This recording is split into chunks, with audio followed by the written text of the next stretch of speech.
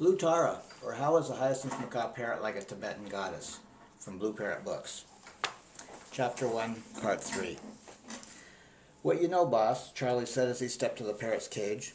Tara here has never said 2 words to anyone before. She likes you.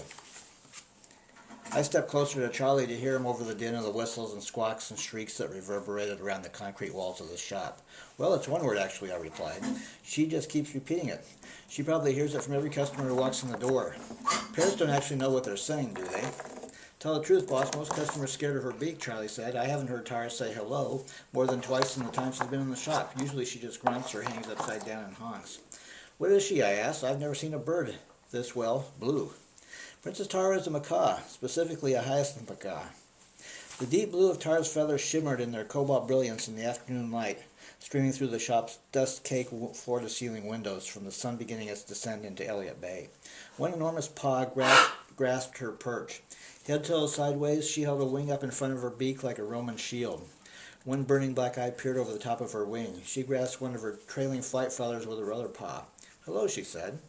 Her black eye mesmerized me. What did you say her name was?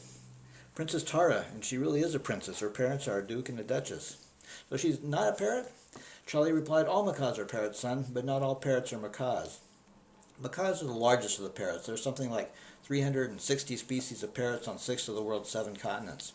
At least it was son now. Guess that beats being called boss. Of those 360 species, the largest 15 or so are macaws, and the princess here is a hyacinth macaw. Anodorhynchus hyacinth. That's the Latin for it. Just love saying that. Anodorhynchus hyacinth. Hyacinths are the very largest of the macaws. Tell the truth, boss, don't think there's a larger parrot anywhere in Seattle. Back to boss. Okay, I thought. I'm really just looking, I replied. I caught my breath and took a step back from the cage. Someone told me I needed to come see this bird. I noticed there was no price sticker on Tara's cage, unlike all the other cages I could see. You married, boss? Charlie asked. Married? I replied to his query with a question mark, trying to give myself time to figure out if this was a conversation I wanted to continue. Charlie could see he was losing me. Women love parrots is all, and women really like guys with parrots. I should know. I've got more women hanging over me than parrots have feathers, he grinned, slapping my shoulder. Yeah, sure, you betcha, I thought to myself. This conversation was getting noticeably unsettling.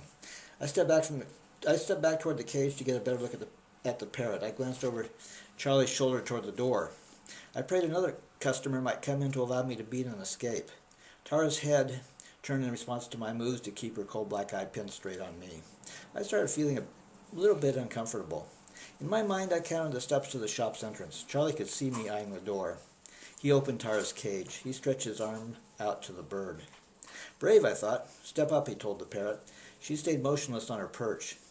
She's particular about who she likes, Charlie noted with a glance at me. After a moment's hesitation, the parrot stepped onto Charlie's arm. She skipped up on his shoulder.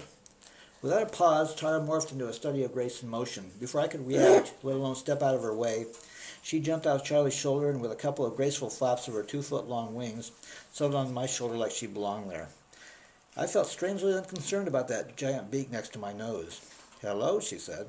That's different, boss, Charlie said. She likes you. Now what, I thought. What do I do now, I asked Charlie.